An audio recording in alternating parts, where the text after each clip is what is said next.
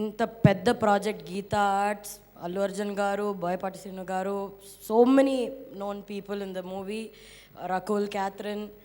ఈ ఫిల్మ్లో నాకు ఒక చిన్న కాంట్రిబ్యూషన్ ఉంది అని నాకు చాలా హ్యాపీ.